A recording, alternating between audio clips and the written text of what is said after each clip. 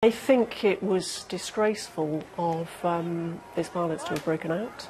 I think, whatever people think about the merits of the parade or the views of the people taking part in the parade, the rule of law has to be respected. And the scenes on our TV screens are deeply damaging for Northern Ireland, and they misrepresent it, because actually it's been a very successful summer in many ways in Northern Ireland. Fabulous G8 conference, and Northern Ireland in the last week has been hosting one of the biggest sporting events in the world, the World Police and Fire Games. It's been tremendously successful.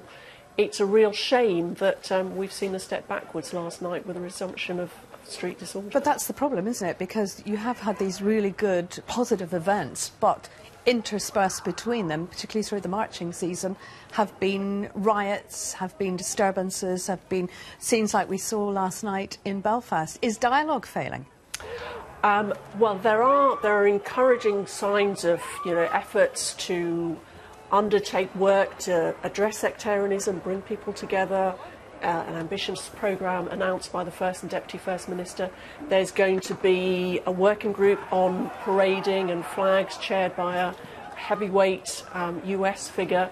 So there are some grounds for optimism, but scenes like this are absolutely unacceptable. I, as the Secretary of State and the government, are fairly and squarely behind the tremendous efforts made by the PSNI to keep people safe. It's outrageous that police officers were attacked and injured with bits of masonry, with bricks. It's utterly disgraceful, and if the loyalist protesters think that they were somehow defending Britishness by doing what they did last night, they are utterly mistaken. They're actually damaging any kind of cause they seek to support by engaging in this outrageous violence. So where does the blame lie then? Is it with the loyalist leaders on one side, with the Republican leaders on the other side? Some of those people in those pictures are too young to actually remember the troubles that I grew up with, for instance. So where is all this coming from? The blame lies with the people who came out onto the streets and started attacking police officers. They have no one else to blame but themselves, and I would expect them to face the full force of the law. The police will be looking carefully at all the CCTV pictures. Arrests have already been made. I'm sure there will be further arrests and convictions.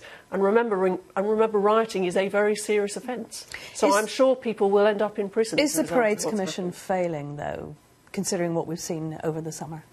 No, I don't believe the Parades Commission is failing. I think that it is the vital message to get out here is that whatever people think of Parades Commission determinations, they must be respected.